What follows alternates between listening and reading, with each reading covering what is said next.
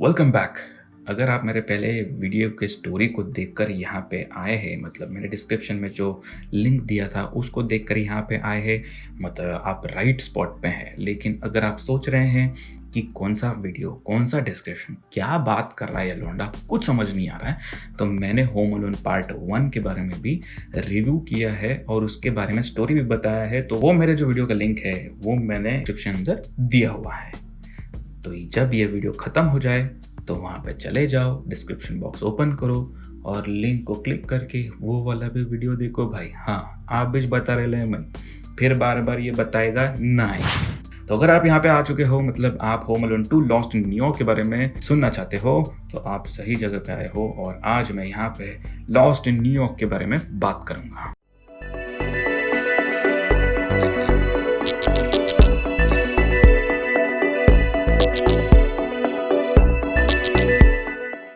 One के बारे में आपको पता चल ही गया है। जैसे एक फैमिली है, ट्रिप पे निकल रही है, बच्चा घर में अकेले रह जाता है और फिर बाद में पूरा जो भसड़ मच जाता है वो इस मूवी में उन्होंने अच्छे से बता दिया है। क्रिस कोलंबस भाई साहब ने अच्छे से लिया है भाई, ये तो मैं बात 110% मानूंगा पार्ट 1 के लिए।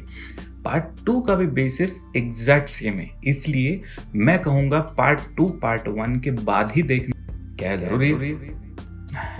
वैसे तो ज़रूरी है नहीं, लेकिन इसके अंदर कुछ चीज़ें हैं जो बहुत इंपॉर्टेंट है। जो उसकी मम्मी उसको बोलती है कि तूने लास्ट टाइम भी ऐसे किया था तो इस बार नहीं करना। और दूसरी चीज़, ये गुंडे स्पेसिफिकली उसी के पीछे क्यों भागता। आप लोग बोलोगे कि भाई हाँ, कुछ पहले पार्ट में कुछ हुआ होगा तो इसलिए आज इस बार भी वो लोग भाग रहे हैं इसके पीछे, पर क्या हुआ है ये जानना बहुत इंपॉर्टेंट है। और सबसे मेन इंपॉर्टेंट तो ये है कि जब इस बार भी केविन विश मांगता है तब वो जो पेपर आता है, वो पेपर का मेन चीज़ क्या है, उसके पीछे मेन रीज़न क्या है, वो समझना बहुत इंपॉर्टेंट। तो आते हैं हम वापस इसके स्टोरी। यहाँ पे भी सेम चीज़ है। इस बार फैमिली जा रही है फ्लोरिडा क्रिसमस मनाने के लिए, लेकिन यहाँ पे एक छोटा सा चीज़, थोड़ा सा ये डिफरेंट दिखाया है। जैसे फर्स्ट पार्ट में केविन और उसके बड़े भाई के बीच में जो झगड़ा होता है वो एक पिज़्ज़ा को लेकर होता है, यहाँ पे इनका एक कॉन्सर्ट होता है। कॉन्सर्ट मतलब एक स्कूल में एक शो होता है सिंगिंग का, वहाँ पे इन लोगों की भसड़ मच जाती है। बड़ा वाला एज यूजुअल नटखट है, लेकिन ये किसी को पता नहीं। बड़े वाले को अच्छे से पता है भाई अपने माँ बाप को ये डे में कैसा निकालने का, लेकिन छोटे भाई को नहीं मालूम। छोटा भाई टोटल मुंहफट है, उसके जो मन में है वो दिमाग में है, जो दिमाग में है सीधा बोल दे। बड़ा वाला गेम खेलता है। तो गेम यहाँ पे यही खेलता है कि वो पूरे पब्लिक के सामने, सारे ऑडियंस के सामने छोटे वाले को छेड़ता है। लेकिन जब छोटे वाले को ये पता चलता है कि बड़ा वाला मुझे छेड़ रहा है, तब वो घूम के उसको जो फाइट देता है, इतना जोर का फाइट देता है कि आखा स्टेज में से जितने भी बच्चे लोग हैं सारे गिर जाते हैं, बिखर जाते हैं, तोड़ फोड़ कर देते हैं। वहीं पे उसकी माँ उसके ऊपर हो जाती है गुस्सा। तो घर पे आते हैं और फिर उसकी मम्मी बोलती है कि सबको अपोलोजाइज कर, मतलब सबसे माफ़ी मांग, मतलब खास करके तेरे भाई से भी माफ़ी मांग। तो भाई तो बड़ा नटखट, इसलिए उसने तो तुरंत माफ़ी मांग लिया। माफ़ी मांगने के बाद वो मुड़ के वापस केविन को छेड़ देता है। तो केविन को छेड़ने के बाद केविन बोलता है मैं माफ़ी मांगने वाला हूँ नहीं। तो यहाँ पे ये एक जो शॉट है वो थोड़ा सा डिफरेंट है फर्स्ट पार्ट से, लेकिन सेम चक्कर है। माफ़ी नहीं मांगता है, गुस्सा आता है। उसकी माँ वापस उसको वहीं पर सोने के लिए बोलती है जहाँ पर उसको लास्ट टाइम सोने के लिए बोला था, और वो भी इस बार यही विश करता है कि मुझे आप लोगों के साथ नहीं आना है, मुझे अकेले कहीं जाना है। ये विश होती है। इस बार भी सांता क्लॉज केविन का विश मात्र बरोबर ले लेता है। हाँ, ये सांता कहाँ बैठता भाई, मेरे को भी इसका कोई एड्रेस दे दो। बोलते नॉर्थ पोल में रहता है, मेरे को एड्रेस दे दो, मैं भी उसको विश लिख के देगा कि कम से कम इस वीडियो में मेरे को 1000 लाइक्स और 100 सब्सक्राइबर्स मिल जाए। बस इस बार यही हो गया। फिर इस बार भी उसका विश पूरा हो जाता है। और लेकिन इस बार एक नया चीज़ ये है कि इलेक्ट्रिसिटी नहीं जाती। तो इस मूवी में भी ये लोग लेट कैसे उठते हैं, अगर बिजली का खंबा किसी के ऊपर घिरा नहीं, बिजली गया नहीं, तो अलार्म बजा क्यों नहीं। यहाँ पे एक ही रीज़न है कि यहाँ पे एक चीज़ दिखाया है, अलार्म क्लॉक, जो उनका एज यूजुअल अलार्म क्लॉक है। यहाँ के जो अलार्म क्लॉक्स जो दिखाया गया है वो मेरे पास भी एक है।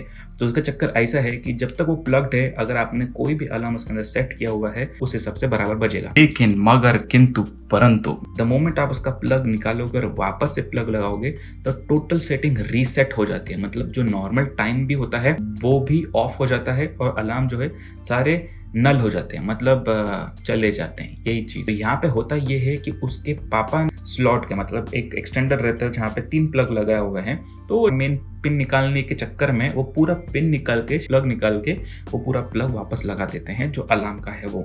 उसी चक्कर में अलार्म रीसेट हो जाता है।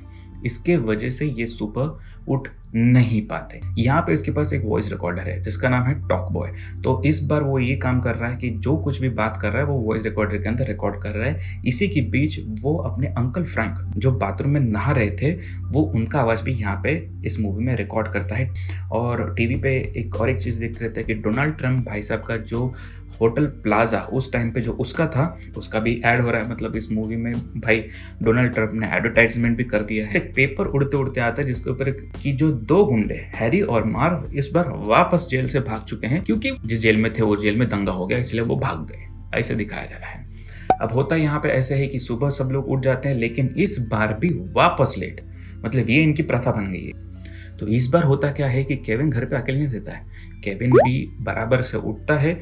उस पूरे शॉट में उसको कहीं दिखाया नहीं है लेकिन उसको बराबर गाड़ी में बैठते हुए दिखाया। और इस बार उसकी मम्मी ने कंफर्म किया है कि सब लोग को अपना अपना खुद का टिकट हो। वाह, इस बार तो ये नया स्टंट है, सबने अपना अपना टिकट अपने पास रखो ताकि किसी का भी टिकट कहीं गुम हो ना जाए। अगर सबका टिकट खुद ही के पास रखती ना उसको पता चल जाता कि केविन कहाँ है। हाँ, अभी रिवील कर दिया, वाह क्या बात है।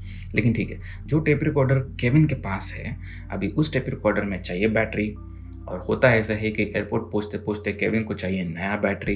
एयरपोर्ट पहुँचते ही लगेज रैक में उसके पापा है रख देते हैं उसका बैग जिसके अंदर उनका डायरी है, वॉलेट है और बैटरीज का स्टॉक भी है। तो वो बोलते हैं कि भाई है बैटरी लेकिन मैं तेको देता हूँ तो अभी चल फटाफट, लेट हो रहे हैं हम, इस बार भी लेट हो गए ना वो, इसलिए इसी चक्कर में पीछे जाते जाते अब बच्चा है, बच्चा सुनने वाला तो है नहीं, उसको बैटरी डालने का ही है क्योंकि उसको रिकॉर्ड करना हर चीज़, अभी ऑब्सेस्ड हो गया है उस चीज़ से।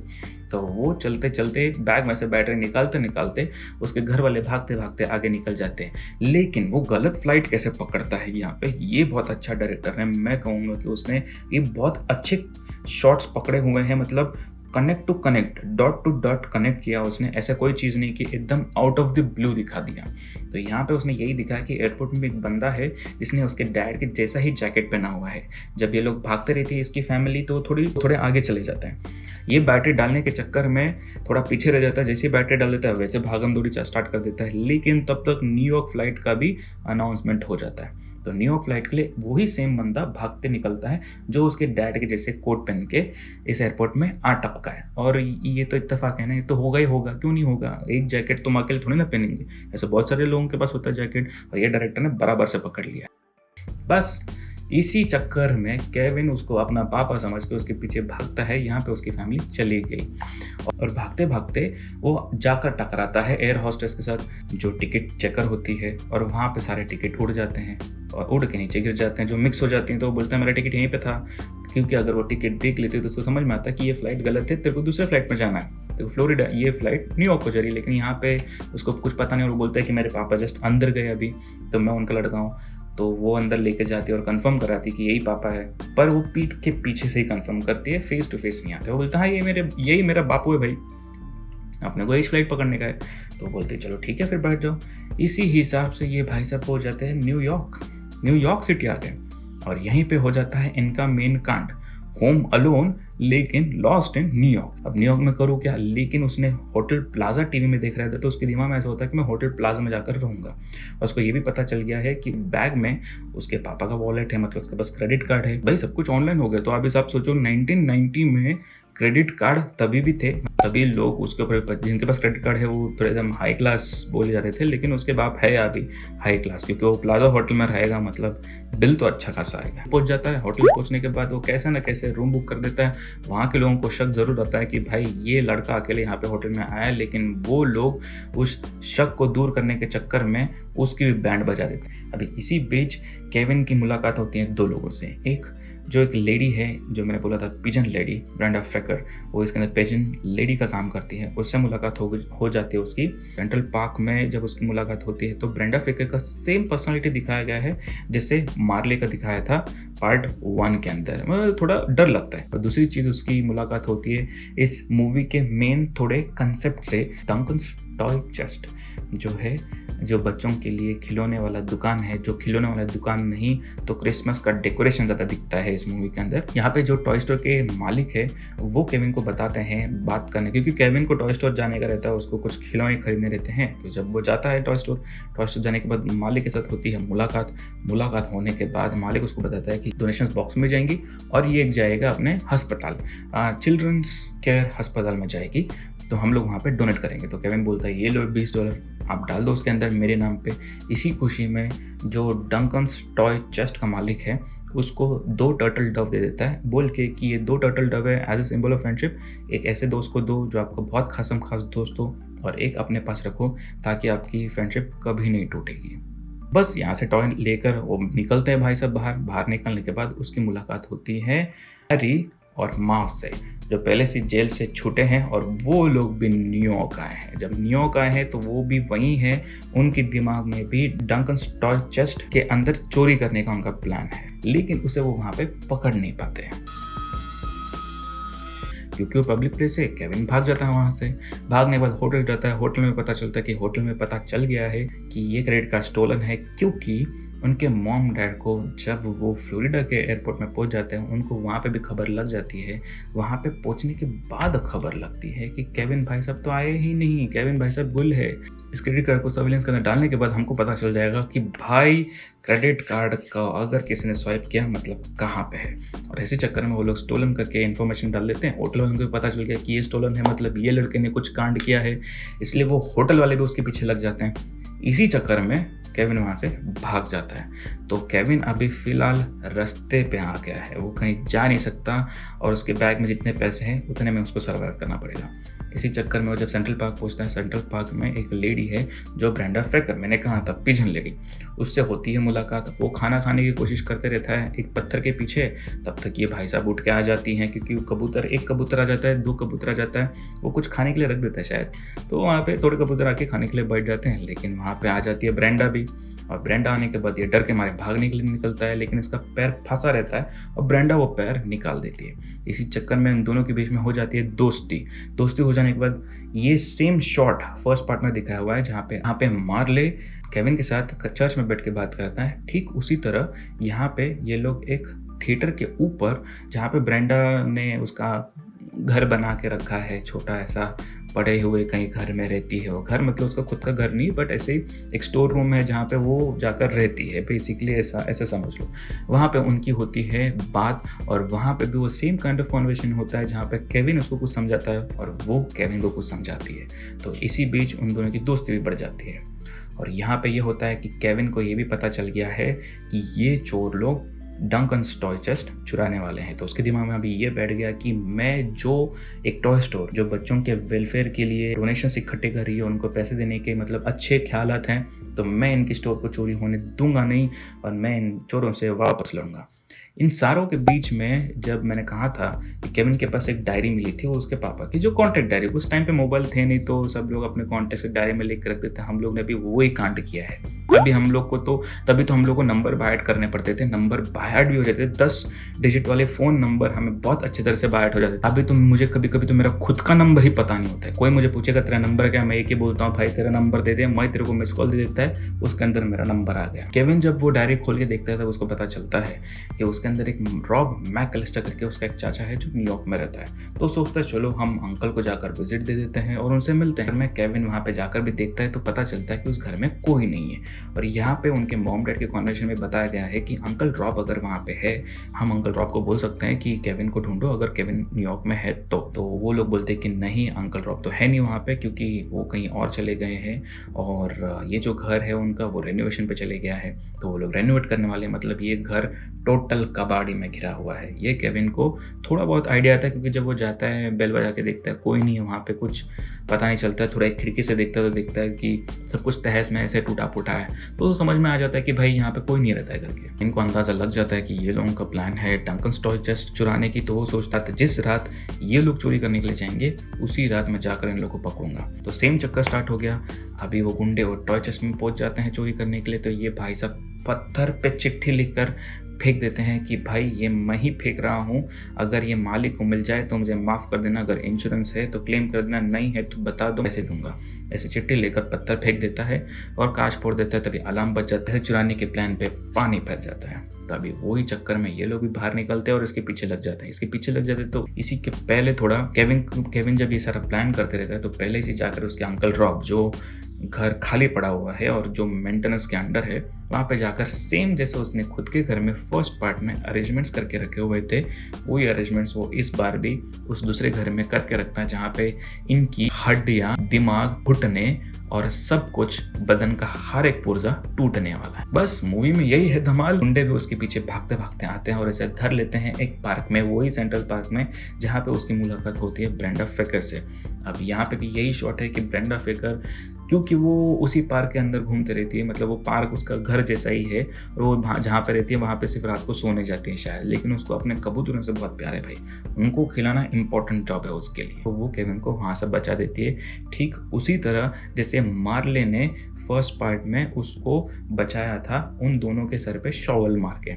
यहाँ पे वो कबूतर का खाना उन लोगों के ऊपर छिड़क देती है, सारे कबूतर उनके आंख के ऊपर, और वैसे कि वो लोग बुद्धू ही हैं, हैरी और मार्फ, राइट, तो उनको कुछ समझ आता नहीं है। केविन ने पहले ही पुलिस वालों को फ़ोन कर दिया रहता है, पुलिस वहाँ आके उनको पकड़ के लेके जाती है। पुलिस वालों को उसने ये भी बताया रहता है कि जहाँ पे सेंट्रल पार्क में आपको फायर क्रैकर्स दिखेंगे वहाँ पे आ जाओ, और वहाँ पे फायर क्रैकर्स के यहाँ पे उन लोगों को पकड़ लेते हैं। बस यही था स्टोरी। मैंने जितना शॉर्ट हो सके उतना शॉर्ट में आपको बताने की कोशिश की। यहाँ पे क्रिस कोलंबस ने बहुत अच्छा काम किया, मतलब मैं कहूँगा कि उसने हर एक शॉट को समझ लिया है, और जैसे कि मैंने पहले भी कहा था, उसने बच्चों के माइंडसेट, साइकोलॉजी को बहुत अच्छे से समझ लिया है। मैं कहूँगा कि बच्चों के साथ मूवी शूट करना बहुत बड़ी बात है, और यहाँ पे मुझे पता है कि मैकॉले कल्किन एक 12 साल के बच्चे हैं, डायरेक्टर के इन्फॉर्मेशन बहुत अच्छी तरह से ले सकता है, लेकिन 10 साल के लड़के ने ये मूवी के अंदर इतने अच्छे से काम करना, ये सिर्फ क्रेडिट एक्टर को नहीं तो डायरेक्टर को भी जाता है, क्योंकि डायरेक्टर बहुत इंपॉर्टेंट पर्सन होता है। कैमरा कहाँ पे फिट करें, कौन से एंगल से शूट करें, एक्टर को कैसे हम कितना अच्छे से दिखा सके, और एक्टर ने भी वो सारे डायरेक्शन बहुत अच्छे से लिए हुए हैं। मेरा काम है सिर्फ जितना हो सके उतना इन्फॉर्मेशन को आपकी तरफ शेयर करना, और मेरा ओपिनियन क्या है वो आपको बताना। मैं भी, आप लोग तो समझदार हो भाई, तो आप जब देखोगे तो अपना भी दिमाग है, आप भी इस्तेमाल कर सकते हो। अगर आपको पसंद आ रहा है तो लाइक, शेयर और सब्सक्राइब करना है। अगर आप नहीं करोगे लाइक, शेयर और सब्सक्राइब तो आपको मेरा व्लॉग मिलेगा नहीं। सब्सक्राइब जब करोगे उसके बाजू में घंटा आइकन खुलेगा, उस घंटे को बजाना है, ये भी इम्पोर्टेंट है। तो ठीक उसी तरह जब आप पिक्चर देखोगे तो आपके ऊपर है कि हमने वो पिक्चर से क्या लेना चाहिए क्या नहीं। लेकिन अगर इस पिक्चर के बारे में और थोड़ा कुछ जानना है तो मेरे पिछले वाले व्लॉग्स देखो, जहाँ पे मैंने इस पिक्चर के बारे में काफ़ी सारे इन्फॉर्मेशन पहले दे दिया है। अगर आप पहले देख चुके हो, चिल मारो बॉस, और दूसरा कुछ नहीं करना है तुम लोगों को, मेरे जो दूसरे व्लॉग्स है वो जाकर देख। अगर आप लोगों ने मेरा पर्सनल चैनल भी नहीं देखा है तो मेरा पर्सनल चैनल भी है AK यूनाइटेड, उसका इन्फॉर्मेशन स्क्रीन पे भी आ रहा है और ऊपर आई लिंक पे भी है। इसी से मैं ये व्लॉग यहाँ पे ख़त्म कर दूँगा। मैंने कोशिश किया है जितना हो सके उतना स्टोरी को कंसाइज करके आपको दिखाने की। अगर कोई पॉइंट्स मिस भी हो गए तो टेंशन मत लो, मैं इतना ही कहूँगा, जाकर पिक्चर देखो। जो की पॉइंट्स थे मैंने आपको बता दिए, बाकी पिक्चर का लुत्फ आप ही लोगों को उठाना है भाई। इसी के साथ मैं व्लॉग एंड करूँगा। हम वापस मिलेंगे दूसरे व्लॉग में, दूसरे मूवी के साथ, दूसरे मूवी रिव्यू के साथ। तब तक take care, stay safe, mask पहनना भूलना नहीं, कोरोना से रूबरू होना नहीं।